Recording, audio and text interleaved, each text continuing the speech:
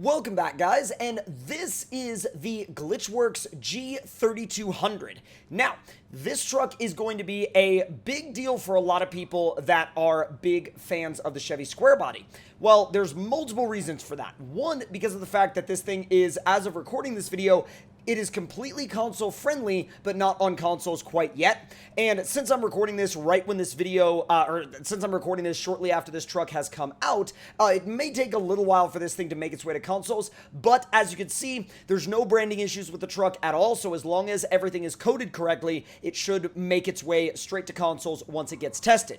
Now, let's go ahead and go inside the truck and see what's going on in here. Now, the interior, while there aren't that many features in here, it is simple enough that, like, it gets the point across, it gets the job done, and it also doesn't clutter up the truck's file with things that will really rob from the RAM capacity of the consoles. It should also be a very easy truck for consoles to run in that respect. But without any further ado, let's go ahead and fire it up, get it into the garage, and see what this thing is all about. Not bad. Well, I will say it's actually got a lot of torque. Like, when it gets up and goes, it really, really goes. So let's go ahead and go straight to the customization. And it actually, by the way, looks really good here in the garage, too. So let's see. We're starting off with a 396 big block. We can go up to a 454 big block. And we can also go up to a 572 big block. And it says all the cubic inches we can fit. And I believe him. So let's go ahead and throw that one in there. And this thing is going to absolutely rip. I will tell you that right now. So let's see. Gearbox-wise, we have a 5-speed default, 6-speed highway, and 4-speed off-road. We'll start with the 4-speed off-road and then switch to the 6-speed highway later on during the test. So let's go over the 4-speed off-road. And let's see. Whoa! All right. So you do have a monster truck suspension option, and basically what that does is completely stretches out the shocks and the leaf springs. Then we have normal height, and then we also have lifted, which lifted actually looks really, really good, and it's based on apparently a 12-inch Skyjacker lift kit. And I kind of dig it, actually. Like, if you're looking for something that's going to be a good, like, wilderness truck or a good adventure scout truck, this might actually be the way to go. Now, of course, the monster truck height is kind of silly, but I will say at the same time, if you're using this thing and you just want to have an option to fit silly tires, you do still have that option. So let's go with the lifted for now. Now, let's see. So we're starting with a 31-inch tire. We've got the 31-inch name brand MTs. Let's see. BFG Baja TA, BFG MT. Then you go up to a 36-inch size with the same 3 tires, and then up to a 43 with the same types of tires. I really like the way the 43-inch BFG MTs look. So we're going to go with those for now, but we may come back and switch them out a little bit later. Now, mud tires wise, we have 31-inch Super Swampers, mud truck tires, boggers, and then we go up to a 36, and the list repeats, and eventually you get to the 51-inch monster tires, which can only be installed with the monster suspension. Then you also have the chained options, which are going to be really, really good for anyone that is trying to get through, say, for example, really any snowy region in the game, and this makes the truck very campaign friendly and very campaign usable. So I think what we're going to do is we're going to start with these, let's see, 43-inch, I don't know if I want to go with those or if I want to go with, you know what? We'll start with the 43-inch mud terrains and then we'll move on to some different tires from there. Now let's do the Stage 4 winch, which is basically going to be super long range, offline capable, very powerful. And let's see, spare wheel as well. Frame add-ons, trunk repair supplies, and we'll fill the bed with the trunk repair supplies. That makes sense. Now let's see. Whoa! You can have a regular tailgate or you could have an aero net. That's kind of interesting. Now, roof-wise, you have cab lights and you have a visor. Let's do... Oh, I see. You have to kind of pick one or the other. That makes sense. I think I'll do the cab lights for now then.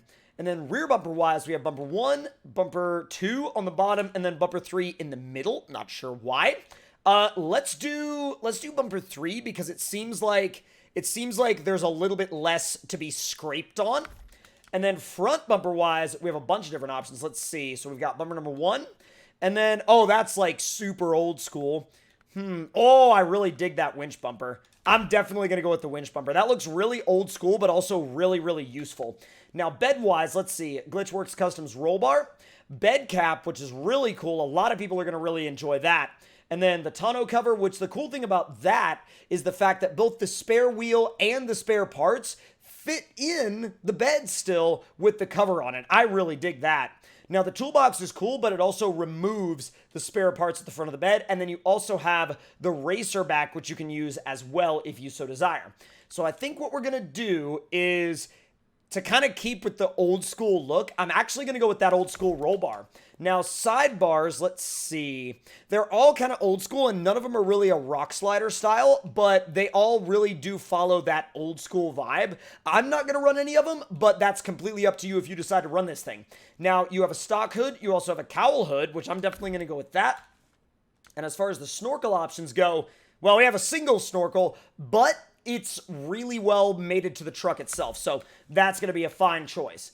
Now, we actually have quite a few wheels. So let's see, we have some American racing options. Oh, those look really, really good. That looks amazing. The weld beadlocks, I really dig those. H1 wheels, that's sick. I love the H1 wheels. We're going to go with those. Now, paint job-wise, apparently we have a big variety. We've got this custom design right off the bat, a real powerhouse. Well, there you go. I do dig that, though. It's like super retro. Now, there's a lot of different... Oh, these have stripes, too? That's really, really cool. That is so classic and so retro. Dude, that's awesome. I absolutely love this thing. This thing is really well put together. Really, really cool. And I love the variety of color choices, too. Like, the amount of color options that you have is huge. So let's see what we can find in the trailer store, and then we're going to go out for some testing. So let's see. Let's turn it around real quick. It sounds good, too. Now, it seems as though we have a small assortment of Scout trailers, but nothing really too crazy. But at the end of the day, I mean, if you're looking to mix this thing into a modded campaign playthrough, I certainly don't think it's going to throw off your game balance at all. That's for sure. It's really fun to drive, too. Like, it gets up and goes really well. Now, let's head for the river and then the hill climb after that. And I'm going to see how it is on the rocks as well. And then after that, we're going to go straight to the mud. And I will be switching it out for some proper mud tire options, so no need to worry there. Dude, high range with the off-road box is kind of sensitive, but, like, really good at putting the power down. And it also allows you to modulate the throttle really nicely. So let's see if we can make it up that hill. I'm sure we can. I have no doubt in my mind. Not a single one. Wow. I actually let off the throttle and then got back onto it again because I was like, dude, there's really no way. I didn't think that it was going to be able to get all the way up if I let completely off the throttle and got back onto it again in high, but it just went for it. It absolutely did great. So let me make my way through these rocks real quick. It doesn't seem like the suspension is all that flexible, but let's find out in the rocks. Not bad. Not bad. Ooh, easy. Exhaust was shaking all over the place on that one. God, you could see it like literally shaking to pieces down there. Holy crap. I'm not sure if that has something to do with the fact that we're like in really close proximity to the rocks or what, but that was a little strange. Little strange. All right, let me ease it over the side. I get back into automatic mode. And now we're going to go for a test in the mud. So let me go ahead and repair it real quick. Back into the garage. And I'm thinking, let's see. Find my current tire size. And, well, we could do the boggers, or we could do, like, dedicated mud tires, like proper tractor tires. These would be wild on this thing. Let's go.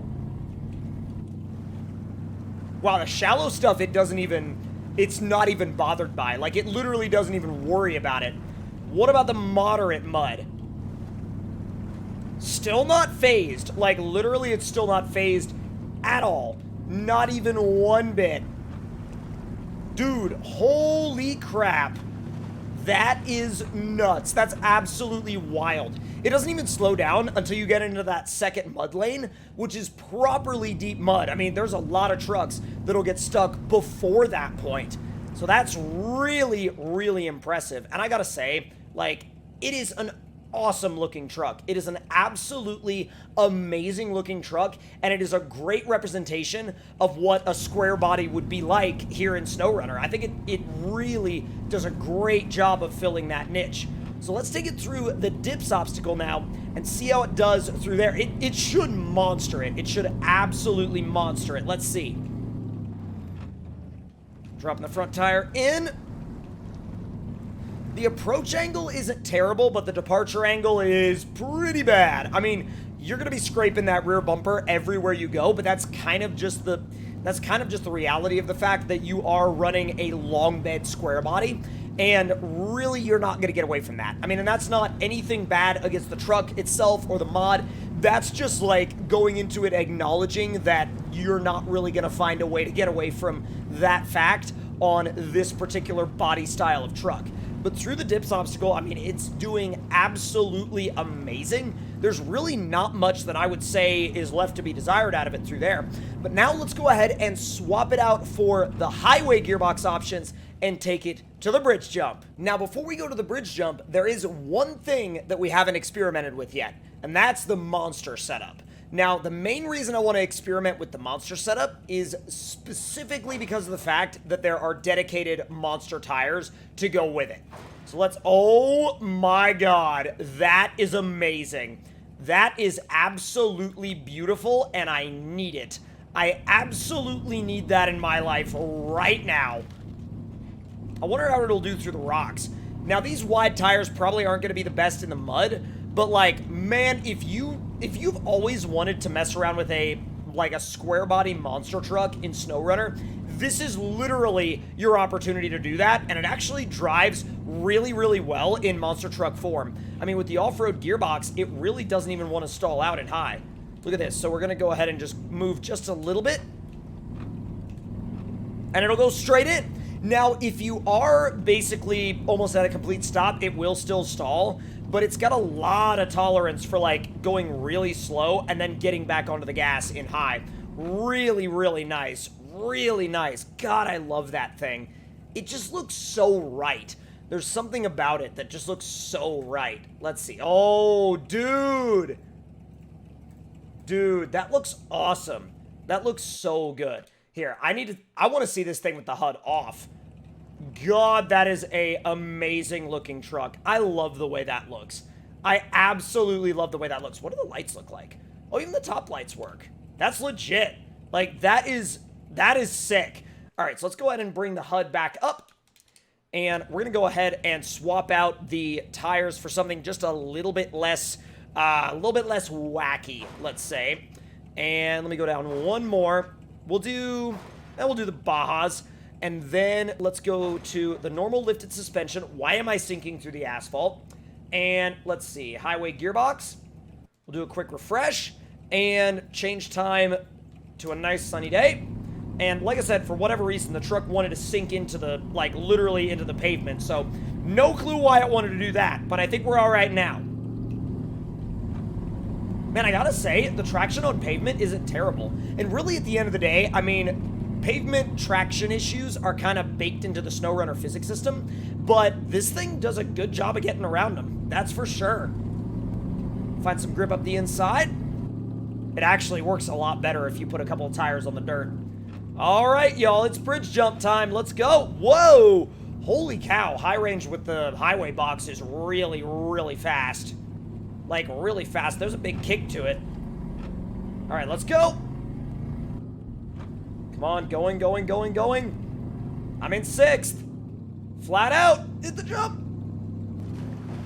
Dude, that was like so no drama. Like, there was no issue. The truck had absolutely zero issues doing what it just did.